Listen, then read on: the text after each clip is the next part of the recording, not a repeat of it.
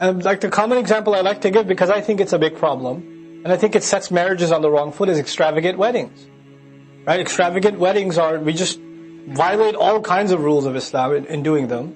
So if there was any angels would never, not even be found in the same, area, because of the kinds of weddings we do. So forget barakah, forget du'as at that wedding, We completely violate those rules. And then on top of that, they're so overpriced and extravagant and over the top, just because your cousin had a baller wedding, so you have to go and outdo them.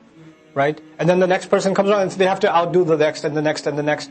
And so it becomes a culture of competition, where one after the other, you have to compete with those who came before you. Creates a culture of oppression. People feel like they're not decent people unless they overspend. These are the chains that are placed on top of people. You know how many people put themselves in financial, emotional difficulty, all wondering, what are people going to say? Just because of that one phrase, what are people going to say? What's your aunt going to say? What's your cousin going to say? What are those guys going to say? Well, just because of reputation, that's all. The deen came to remove us from all that stuff. All you have to worry about is what's Allah going to say. That's all you have to worry about. Everything else is fine. You'll be okay. يُرِيدُ اللَّهُ أَن يُخَفِّفَ عَنْكُمْ. And of course, this is also the law, and this is something we're going to learn in Surah Al-Ma'idah in detail, or it will come up towards the end of Surah Al-Ma'idah in detail. But here it's important to mention also, laws are a means of purification. Us obeying Allah's law, we learn this in many things of the Prophet ﷺ. We do a good deed and some, in al-hasanat yudhibna sayyi'at, like Quran says, good deeds alleviate or remove bad deeds. Following Allah's law is an expiation for smaller sins. It gets those things out of the way, it purifies us. And so we have less burden to carry on Judgment Day. Literally, there's a heavier load for us to carry. So Allah says Allah wants to lighten your burden. Not just in dunya, but in akhirah also, you'll have less to carry. You'll have lighter baggage that came with you, as far as sins are concerned. وَخُلِقَ الْإِنسَانُ ضَعِيفًا. And the human being was created weak. It's beautiful that Allah mentions lightening a burden and then weakness, because a weak person can't hold a lot, can't carry a lot, right? So this parallel is made between those two things. You're weak, you can't hold that much, so I made sure I gave you something you can handle, it's easy for you. This is a continuation of what Allah said to us at the end of Al-Baqarah. لَا يُكَلِّفُ اللَّهُ نَفْسًا إِلَّا وُسْعَهَا. No person will be Allah does not burden upon any person more than what they can hold, what they can bear, their wus'a, their capacity, right? This is all of the ahkam are within our wus'a, within our capacity. And the purpose of them is to make life easier for us. If only we saw it that way. We think of Islam, or especially someone who tries to abide by the rules of Islam, as someone who's very strict. Muslim. They're a little too Muslim. Or they'll say, that's a strict Muslim. You heard those terms? That's a strict Muslim. That's just, that idea is the exact opposite of what Allah wants us to think. That guy is making his life easy. He knows what it means to live a simple life, an easy life.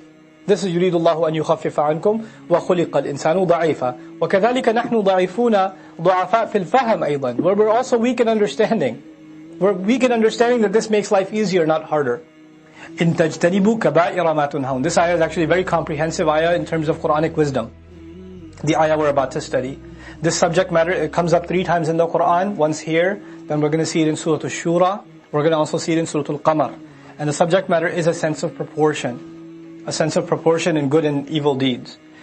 The idea, this fundamental idea is, in our religion, there are some big things we're supposed to just stay away from. Cheating in business, lying, riba, violating the rights of parents, the prayers, zakat. There are some fundamentals where we have to abide by. You have to do them, there's no ifs, ands, and buts about them. Then there are things that are tahseen. They make you a better person. Right? And you shouldn't have them because they're character flaws. Maybe once in a while, you kind of end up saying something that's ghiba. It's not that ghiba is a small thing, it's a big thing. But regardless, it slips out without a person realizing it sometimes. Maybe a little bit of a white lie here and there. Just to get out of trouble. Smaller things. Maybe somebody didn't make their wudu properly. Maybe they were in a hurry or something. Maybe somebody wasn't paying attention in salat. These are day-to-day transgressions. Maybe somebody didn't lower their eyes right away. Right? They saw something and they didn't lower their eyes right away. And they were tempted to look again, etc. These are things that can happen on a daily basis. Well, there's a sense of proportion. The first priority in the life of a Muslim is to take care of the big problems. إِن تَجْتَنِبُوا كَبَائِرَ مَا تُنْهَوْنَ. If you are to ward yourselves away from the major of what you've been forbidden from, the big stuff you got to get out of the way. And then a daily struggle, once those are constants, like you wouldn't even think about the big stuff. Right?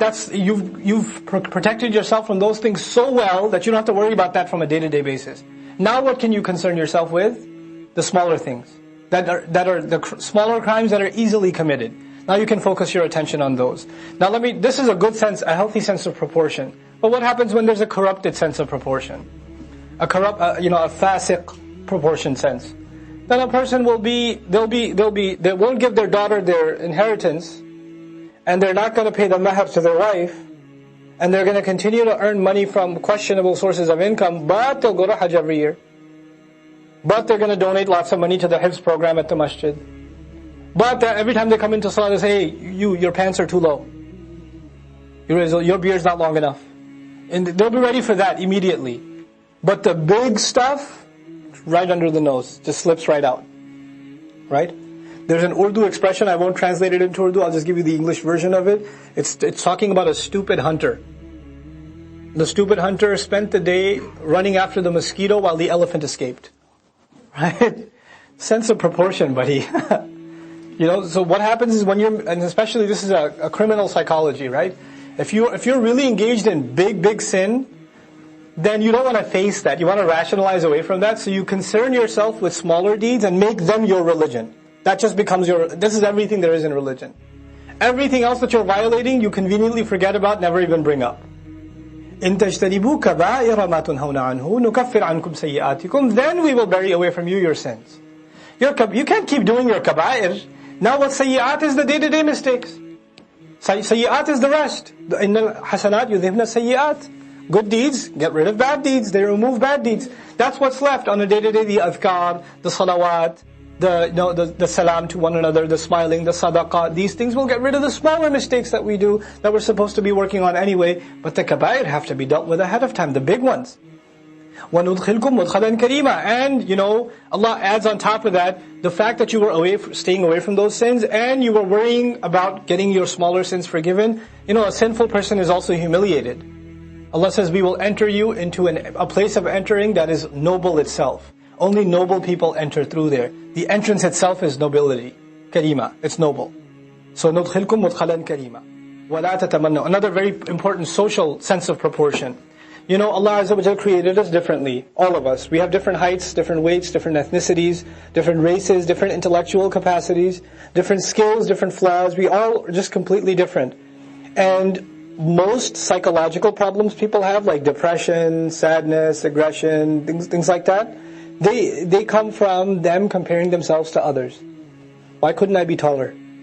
How come I'm so fat? That one's not fat at all. How come this one's so smart? I'm so stupid. How come they did this and I couldn't do that? This happens at the smallest scale. Some kids sitting in a Hifz program memorizing Quran. Some kid finished 2 juz in a month, the other kid's just finishing half a juz. Like, how come I can't be like that? I hate myself. And then parents don't help, right? They say too, why can't you be like that? Right? They don't help either. But there's this, constant comparison of yourself to a coworker, to a fellow peer, a student, a cousin, a sister, a brother, someone else in school, an athlete. Constantly comparing yourself to somebody and then feeling bad about, I don't have what they have. Man, if only I was taller. If only I was this or that. These things, they can become a real burden on a person. Allah Azza wa Jalla says, وَلَا تَتَمَنَّوْا. Don't wish for. مَا فَضَّلَ اللَّهُ بِهِ بَعْضُكُمْ عَلَى بَعْضٍ. What Allah favored some of you with. What Allah has favored some of you with over others, or with others. Over others. Some of you are far smarter. You may be hard to look at, but you're far smarter. Some of you are very, very good looking, but you're dumb as a brick. It happens. Right? So there's different proportions. Allah Azza wa Jalla wants you to not wish for what somebody else has. He just wants you to be grateful for what you have.